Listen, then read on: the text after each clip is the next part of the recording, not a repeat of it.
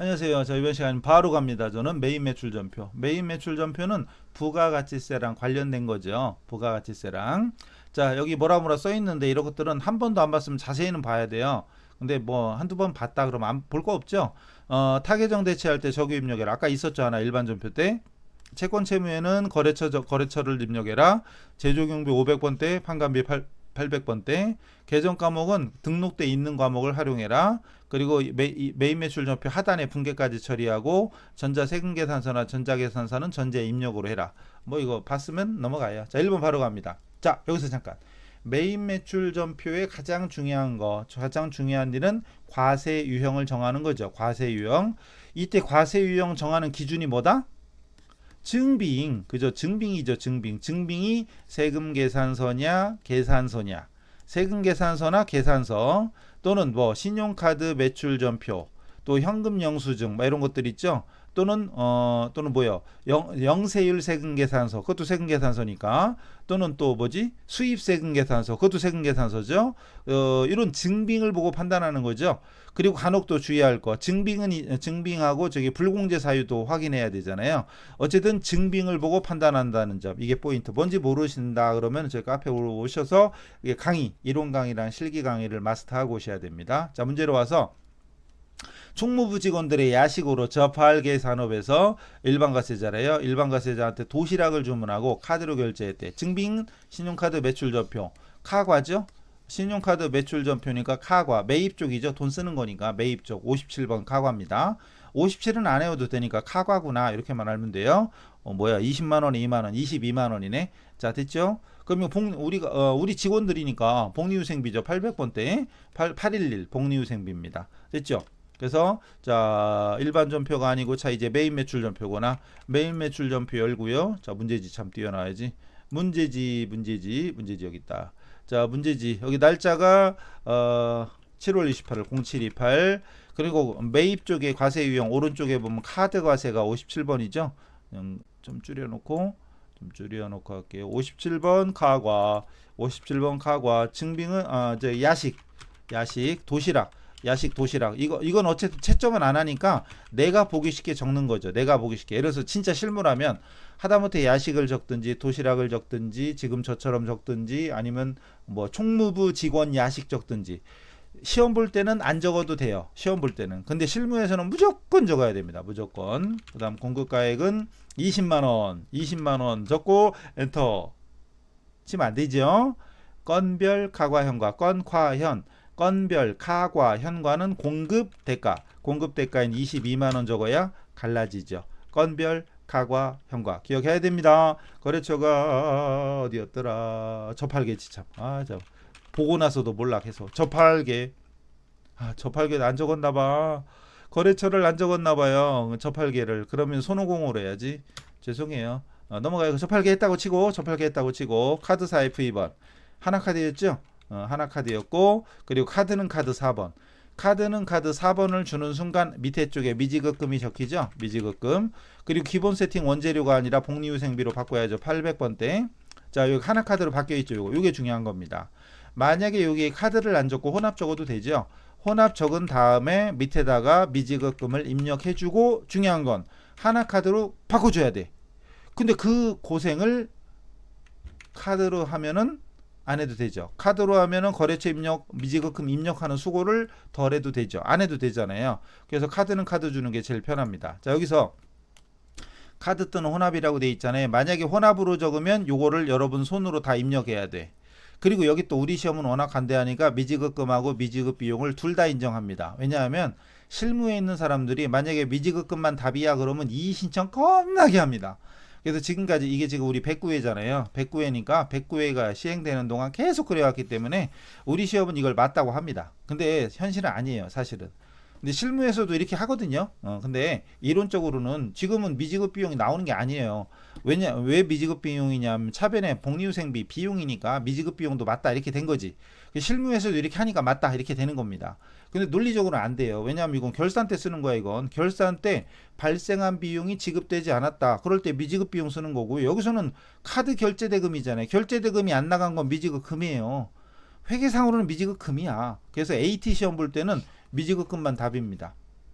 미지급 비용은 정답으로 인정한다 그런 얘기는 따로 없어요. 근데 뭐 거기도 인정해 주긴 할 것 같은데 답안에는 일단 없습니다. 그래서 괜히 트집 잡히지 말고 미지급금으로 하는 게 좋아요. 아시겠죠?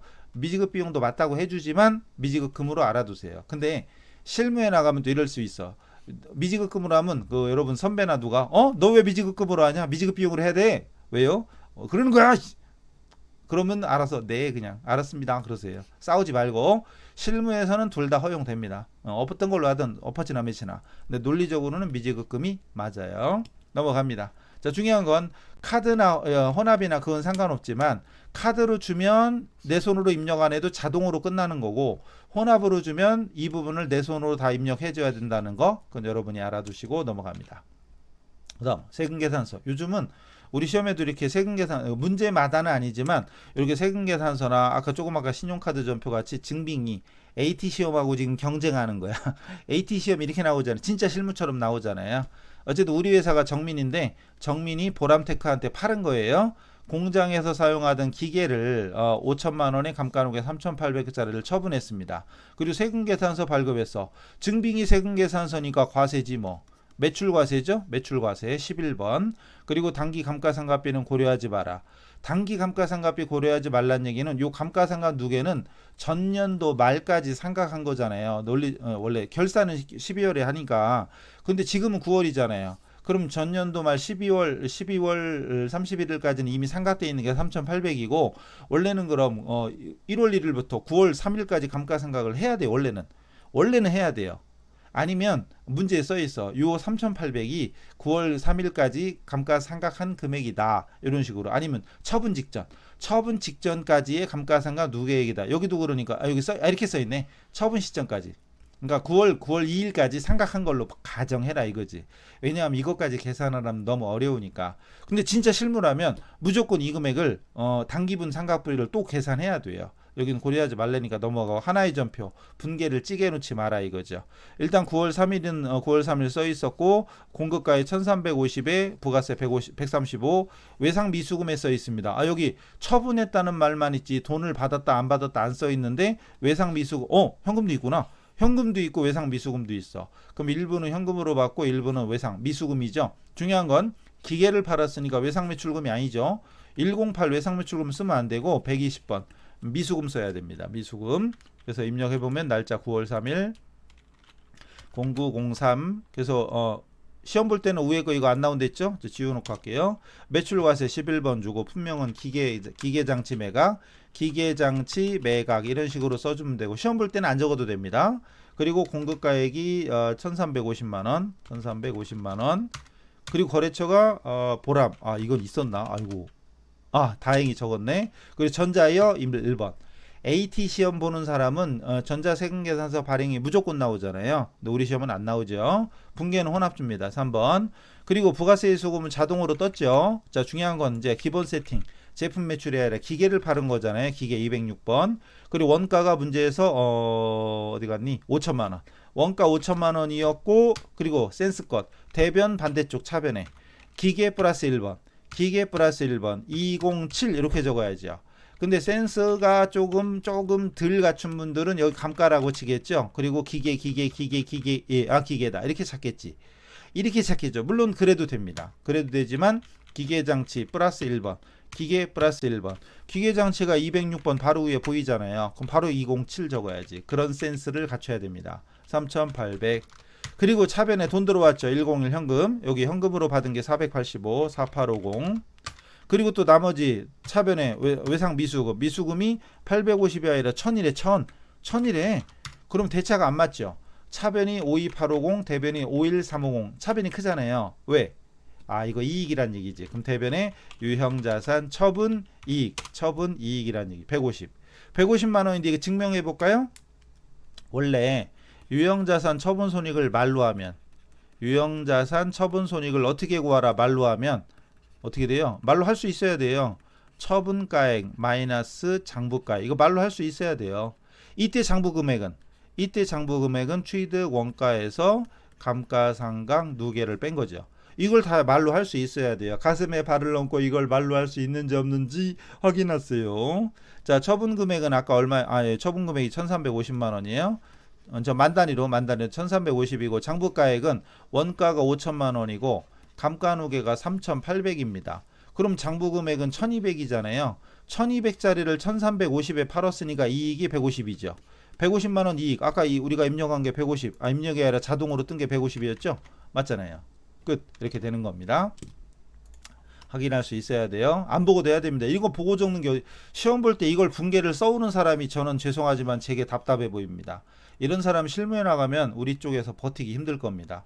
이걸 분계를 다 쓰고 있어. 이걸 미치겠어 진짜. 그냥 이것만 보면서 하면 되잖아요. 이거 보면서 해도 되는 걸 이걸 분계를 시험장에서 쓰고 써놓고 다시 그거 보고 입력하고 시간이 2중 3중으로 가죠. 그래놓고 나중에 다 뭐라고 그래요. 시간이 부족해요. 자기가 부족하게 하니까 부족한 거지. 이걸 왜 쓰고 있어? 시험장 가면 이거 뭐하러 써요 이거. 가다반? 아예 채점 필요 없어요. 지금 저도 가다반으로 지금 강의를 하고 있지만 시험 보는 순간 그걸로 끝났어. 그냥 어차피 가다반 뭐 신경 쓴다고 내가 시험 본 결과가 바뀌나? 이미 내가 입력해서 답안 제출했으면 끝난 거예요. 자, 이거는 다음 시험 공부를 하는 분들이 보는 게 맞는 거지. 어제 시험 본 사람이 맞춰봐야지. 맞춰보면 뭐 할게요? 내가 맞게 이미 어제 맞게 했으면 끝난 거고 틀리게 했으면 어차피 틀린 거예요. 그죠? 끝나면 소용없어. 중요한 건 가슴에 발을 넣고 좀 내 공부를 더 해야 되겠다 이런 생각이 든다면 지금부터 더 열심히 해서 세무 가서 열심히 세무 100점 합격해야죠. 100점 합격. 자, 그다음 갑니다. 마산으로부터 원재료를 부가세 포함해서 550을 구입했어요. 원재료. 세금계산서 발급받았으니까 과세죠. 매입과세 51번. 매입과세 51번. 그 다음에 제품을 판매하고 받은 어음. 받으러 음이죠. 받으러 음을 배서양도해서 또 나왔네? 아까 있었잖아요. 배서양도? 받으러 음 배서양도 한 거 또 있었잖아요. 이상하네. 나머지는 외상으로 했다. 외상 매입금. 됐죠? 문제만 보면서 입력해도 돼요. 충분히. 이미 분석 끝났죠. 9월 22일. 자, 그리고 증빙이 세금계산서였으니까 매입과세 번호 모르면 여기 써 있으니까 왼쪽이 매출 돈 들어오는 거, 오른쪽이 매입 돈 나가는 거, 그 중에 과세 매입 51번. 그리고 분명은 원재료죠. 원재료였고 중요한 건 부가세 포함이 550이에요. 그렇다고 여기다 550을 적으면 되겠슈? 안 되지. 나누기 1.1. 나누기 1.1에서 500에 50을 적어야죠. 500에 50. 부가세 포함이에요. 포함. 공급대가. 이 정도는 설명 안 해도 알아들으라면 쉽습니다. 근데 나 그냥 적었는데 그런 분들은 이론하고 실기를 더 해야 된다는 거예요. 빨리 그걸 본인이 가슴에 발을 놓고 생각해 봐요. 제가 말하기 전에 500을 딱 적을 수 있어야 되는 실력을 갖춰야 됩니다. 근데 예를 들어서 지금 회계 1급 겨우 이론하고 실기를 한 번쯤 끝내서 기출문제를 보려고 왔다 그랬더니 나는 한참 해야 되겠네요. 한참 해야죠. 이론하고 실무를 적어도 최소한 3바퀴 이상 돌려야 되고요. 자기가 부족한 거 이것저것 돌리면 5바퀴 이 정도는 돌려야 제대로, 그러니까 합격을 걱정하는 수준이 아니라 한 개 틀리는 게 아까워하는 이런 수준까지 올려요. 그래야지 사실 자격증 따는 건 의미 없어요. 그래야지 실무 나가서 버팁니다. 진짜로. 거래처가 어디냐? 마산? 마산 또 없네. 제가 거래처를 뭘 적었죠? 마산 상사로부터 구입했는데 마산을 안 적었네. 그럼 마산이 아니라 그린으로 송도로 바꿀게요. 알아서 하세요. 그냥 마산이야. 마산. 그 전자요 1번. 분계는 혼합 3번. 그리고 기본 세팅 부가세 수금하고 원재료는 기본 세팅이죠. 냅두면 되고 줄 바꿔서 차변에 요거 대변이지 참. 대변에 200만 원을 배수양도했대. 받으러 그리고 넘어가면 안 돼요. 200만 원 바꾸고 이렇게 넘어가면 안 돼. 다시 위로 올라와야 돼. 왜? 그렇죠. 거래처. 원래 여기가 지금 마산이죠. 그죠? 마산 상사인데 위에는 상관없고 중요한 건 여기는 그 서울로 바꿔야죠. 서울로 바꿔야 됩니다. 주 서울. 요건 바꿔놨어 또. 참말로. 마산은 안 적어놓고 그죠? 이해하세요. 제가 하는 일이 그래요. 나머지는 대변의 외상매입금 251. 됐죠? 251. 송도무역 아니고 마산 상사입니다. 마산 상사. 요건 못 보고 요것만 봤어. 이해하세요. 제가 이건 봤어요. 요건 봤는데 요건 못 봤네. 어쨌든 중요한 거 요거만 보면 되죠. 차변의 기본 세팅 건들 필요 없고 대변만 주의하시고 특히 받으러. 진짜 중요한 건 거래처를 변경 안 했으면 감점 마이너스 1점. 여기서 서울로 거래처를 바꿔줘야 되는 요걸 안 바꿨으면 마이너스 1점. 하나가 3점이잖아요. 그럼 요거 마이너스 1점이에요. 아셨죠? 됐고 넘어가죠. 나이스 맞게 나이스 CO 외국 회사인가 봐요. 주식회사 개념이에요, 이게. 해외 수출을 위한 구매 확인서.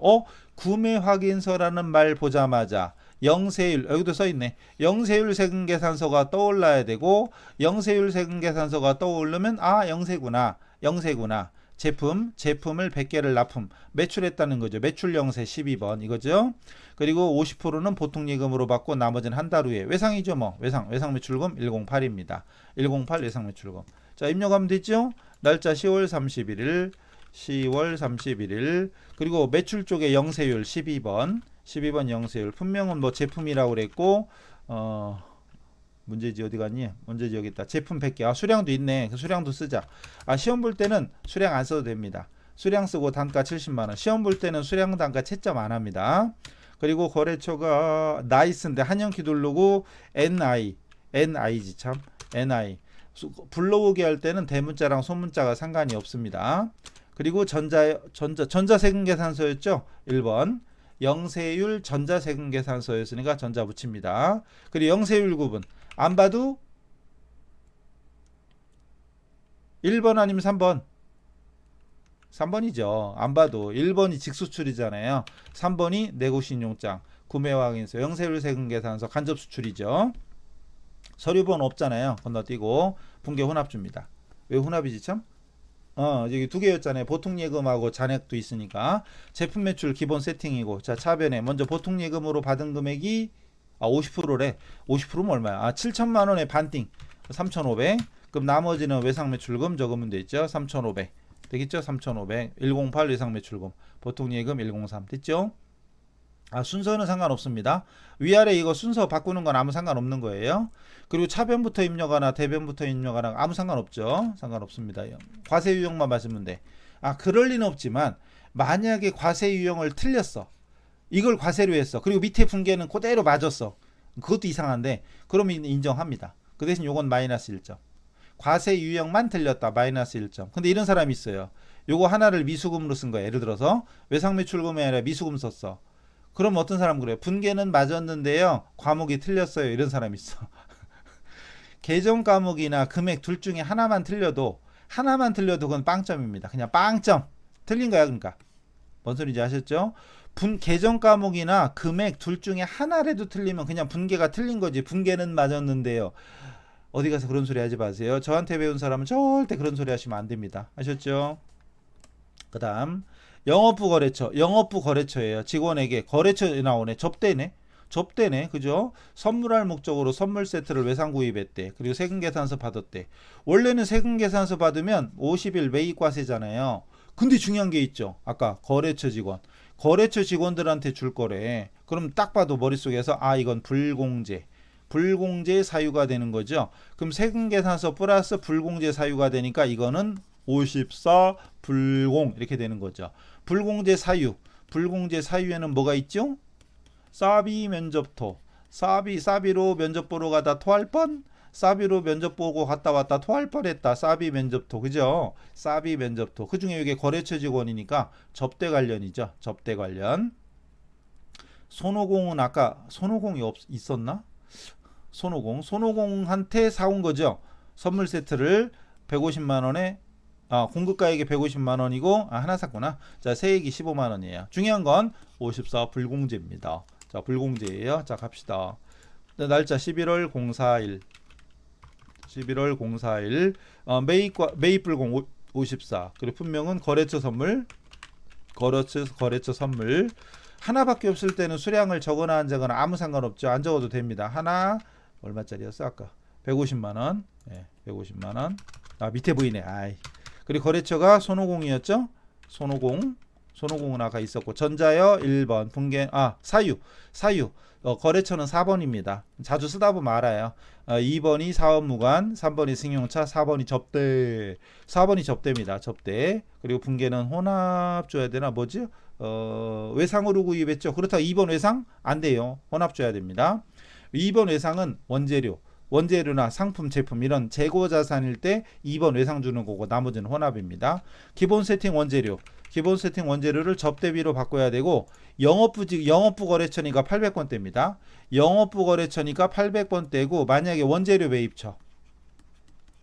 원재료 매입처. 원재료 매입처였으면 500번대입니다.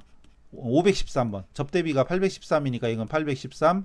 원재료 매입처였으면 513. 아시겠죠? 여기는 813입니다. 813 접대비. 그리고 부가세는 안 떼죠? 공제 못 받으니까 부가세 적으면 안 되지. 대변에 여기서 외상매입금 적으면 안 됩니다. 외상매입금 적으면 안 돼. 외상매입금은 차변이 원재료일 때. 이거는 미지급금. 253 미지급금으로. 이걸 외상매입금 썼다. 빵점. 빵점. 아셨죠? 사유 틀렸다 이거. 사유 틀렸다. 마이너스 1점. 분계 유형을 뭐 외상으로 했다. 그건 상관없어요. 밑에 분계만 맞으면. 그럼 무슨 일이 있어도 아래쪽 하단의 분계. 이 하단 분계는 맞아야 됩니다. 다시 얘기하지만 이걸 만약에 513 적었어. 이러면 빵점. 813 적어야지 513 적으면 빵점입니다. 다른 건 다 맞아도. 아셨죠? 그리고 분계는 이 계정 과목과 금액이 다 맞아야 맞은 거지. 금액은 틀렸는데 분계는 맞았어요. 이런 소리 하시면 안 됩니다. 아셨죠? 자, 넘어갑니다. 여기서 중요한 게 요거예요. 여기서도 또 불공제 사유 선택해야 되고 불공 그리고 접대비 800번대 그리고 여기서 미지급 금이 정답이죠. 근데 이것도 미지급 비용도 맞다고 해준 거죠. 왜 차변이 비용이니까 접대비 비용이니까 미지급 비용 이렇게 된 건데 이건 우리 시험만 이래요. 대한민국에 우리 시험만 이렇게 됩니다. 다른 시험은 미지급금이에요. 미지급 비용 없습니다. 우리 시험만 이렇습니다. 우리 시험은 관대하다. 훌륭하죠? 이제 실무에 나가도 결론 둘 다 뭐 사실은 상관없어요. 그러나 시험에서는 대한민국 모든 시험에는 다 미지급금이지 미지급 비용이라고 하는데 없습니다. 우리 시험만 그래요. 넘어갑니다. 다음 또 뭐냐? 공장 신축을 목적으로 취득한 토지의 정지. 정지할 때 지자가 땅지자인데 땅지 또 중복됐네. 어쨌든 정지 작업을 위해서 토목공사를 했고요. 만듦건설로부터 세금계산서 발급받았다. 그 대금 지급은 기지급한 이미 지급했다 이런 뜻이에요. 기지급 이미 지급한 계약금이 선급금이었겠지. 선급금 계약금 하면 선급금. 저는 자주 쓰니까 131을 아는 거고요. 선급금을 제외하고 나머지는 외상으로 했다. 외상이니까 외상매입금 251 그러시면 아니 되오죠. 미지급금으로 해야죠. 왜냐하면 이거 원재료 상품대금 아니잖아요. 미지급금 253 미지급금으로 해야 됩니다. 중요한 거죠. 다시 근데 토지 관련 지출이죠. 토지 정지 작업 지출이죠. 그럼 원래는 세금계산서 받았으면 당연히 50일 과세죠. 그러나 토지 관련 자본적 지출이니까 아까 불공 안 했나? 좀 아까 불공하지 않았어요? 불공했는데 또 그죠? 불공했잖아요. 불공인데 불공이 두 번 나온 건 처음인데. 지금까지 제가 기출문제 강의하면서 물론 제가 머리가 안 좋아서 기억을 못 할 수도 있어요. 근데 불공이 두 개 나온 건 처음 보는 것 같아. 그래요. 불공입니다. 되게 중요한 거예요. 토지 관련 자본적 지출 5천만 원에 500입니다. 만듦건설로부터 세금계산서를 받았어요. 자, 매입 과세가 아니라 매입 불공입니다. 날짜 12월 05일 위에 있는 걸 지우고 갈게요. 시험 볼 때는 아무것도 안 나오죠. 왜냐하면 이 날짜에 다른 게 적혀 있으면 채점할 때 안 되니까 자동 채점이니까 일단은 몇만 명이니까 일단은 자동 채점합니다. 그리고 수동으로 또 검산도 하는데 일단은 자동이기 때문에 이 날짜에 다른 게 있으면 안 되거든요. 54 불공 그리고 토지 공장 토지 정지 비용 이런 식으로 적어주면 되겠죠. 물론 안 적어도 됩니다. 그 다음에 5천만 원 5천에 500 거래처가 만듦건설 그리고 전자요 1번 전자세금계산서였죠. 전자 그리고 다음에 사유는 토지가 몇 번이지 몰라 F2번 토지가 어디 갔니 여기 있네. 토지의 자본적 지출 관련 됐죠? 그리고 혼합 줘야 되겠죠. 혼합 그리고 기본 세팅 원재료가 아니라 토지 정지 비용이니까 일단 토지가 200일 전 시간에 뭐 토지 200일 건물 202 그 다음 기계 206 차량 208 비품 212 이런 거 적어드린 적 있죠. 물론 외우란 얘기는 아닙니다. 여러분이 알아서 필요에 따라서 자주 쓰는 거다 외우면 좋은 거지. 그리고 대변에 아까 뭐라고 그랬더라. 대금은 이미 지급한 계약금 즉 선급금이 550만 원 550만 원을 뺀 나머지를 미지급 나중에 주기로 했죠. 미지급 여기서 외상매입금 쓰면 틀립니다. 그래서 여기 보시면 또 불공이야. 그 다음 6번 사유 선택이고 이거 안 하면 마이너스 1점 분계 혼합 그 중요한 거 선급금 그리고 미지급금이죠. 여기서는 미지급 비용 안 되죠. 여기서는 미지급 비용은 안 되지. 왜? 차변이 토지 자산이니까. 지금까지 위에 있던 거는 차변의 비용이었잖아요. 비용이니까 미지급 비용도 이렇게 인정된 거지. 근데 지금은 안 됩니다. 차변이 비용이 아니요. 그죠? 토지입니다. 토지. 자, 선급금하고 미지급금 굉장히 중요한 거다. 외상매입금 적으면 안 됩니다. 외상매입금 적어도 안 되고 미지급 비용 적어도 안 됩니다. 됐죠? 넘어갑니다. 그리고 전표 수정도 하죠. 수정도 벌써 시간이 이렇게 됐네. 이렇게 하다 보니까 그냥 하나로 묶으면 막 1시간 2시간 막 되면 너무 길으면 안 그래도 다 5분 듣고 나가고 이러니까 어쨌든 그래서 좀 잘라서 강의하는 거 이해하시고요. 아이 또 다 나갔다가 다시 찾으려면 어려워 그러면 또 그게 있긴 하네. 다음에 좀 줄여보려고 노력을 해볼게요. 자, 전표 수정하는 거. 자, 일반 전표나 메인 매출 전표에 오류가 있어서 확인 정정하든 수정하든 아니면 입력하든 또는 삭제하든 뭐 여러 가지가 있을 수 있겠죠. 자, 첫 번째. 공장 에어컨 수리비니까 500번대 힌트겠죠. 자, 수리비로 보통예금 계좌에서 송금한 88,000원을 수선비로 처리했는데 알고 본 게 그 수선비는 10월 10일 날 미지급금으로 처리한 것을 결제한 것이다. 수리비 이 수선비를 준 게 아니라 미지급금을 갚은 거래요. 그럼 수선비를 미지급금으로 바꿔주면 되는 거지, 그죠? 그래서 11월 10날 가봐요. 일반 전표겠지? 일반 전표 11월 10날 가보면 제가 데이터를 안 만들었죠. 요거는 뭘로 바꿔야 되겠다 설명만 하려고 그거 안 해놨네. 여기에 그러니까 이렇게 있어요. 수선비 보통예금으로 돼 있었겠죠. 이렇게 돼 있었겠죠. 근데 다른 거 건들 필요 없고 수선비로 써 있는 자리에 미지급금 그리고 거래처 가나가 어디 갔어? 가나는 원래 있었나 보죠? 원래 여기 가나 있구나. 여기 가나 거래처 가나 이렇게 미지급금. 수선비를 미지급금으로 바꿔주면 되는 거예요. 수선비를 미지급금으로. 제가 지금 하는 백데이터가 어제 시험 본 백데이터가 아니랬죠. 그래서 제가 수정을 한다는 게 이것까지는 이건 입력해놨어야 되는데 제가 죄송해요. 이걸 입력해놨어야 되는데 안 했네. 그럼 수선비를 미지급금으로 바꾸면 끝나요. 그 다음 것도 마찬가지겠는데 그럼? 자, 12월 15일 당초 제품을 $10,000에 직수출하고 선적일 당시 환율 1,000원을 적용하여 제품 매출로 처리했어요. 외상 매출로. 근데 알고 본 게 수출 관련 서류 결과 직수출이 아니라 내구신용창. 그럼 직수출이 아니라 영세율이죠. 그리고 강서기술 영세율 세금계산서 발급하고 외상 매출이었다. 외상은 상관없죠.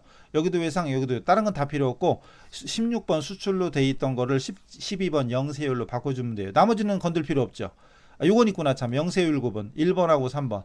1번으로 돼 있는 걸 3번으로 바꾸면 되고 나머지는 아무것도 건들 필요 없죠. 어차피 제품 매출, 외상 매출금 돼 있으니까. 그래서 과세 유형 바꾸고 요거 영세율 구분 1번을 3번으로 바꾸면 됩니다. 제가 해놨을 리가 없는데 혹시나 12월 15일 날 가보자. 안 해놨죠? 안 해놨어요. 여기까지는 생각 못했네. 그래서 다른 건 건들 필요 없어요. 분계라든가 거래처 이런 거 다 냅두면 되고 과세 유형을 직수출해서 영세율로 16번에서 12번으로 그리고 영세율 구분 직수출 1번을 간접수출 3번으로 바꿔주면 끝이다. 이해됐겠죠? 기출문제 풀 정도면 그 정도면 이해가 되시리라 믿습니다. 자, 그래서 지금도 벌써 30분이 또 얼추 다 돼가요. 그래서 일단 여기까지 끊고 이제 마지막 결산하고 장부조회는 끊어서 다음 시간에 하도록 하겠습니다. 아무래도 여기 중간에 또 답만 보는 게 아니라 어차피 설명도 이런 걸 하니까 시간이 길어질 수밖에 없잖아요. 근데 난 답만 볼 거다. 그럼 이미 답이 나와 있으니까 굳이 강의를 들을 필요는 없죠. 그죠? 이만큼이라도 배울 게 있나 없나. 또 이만큼이라도 배운 게 있다 그러면 좋아요 한번 누르시고 구독 좀 해주시고 하시면 좋겠습니다. 다음 시간에 뵙겠습니다. 수고하셨습니다.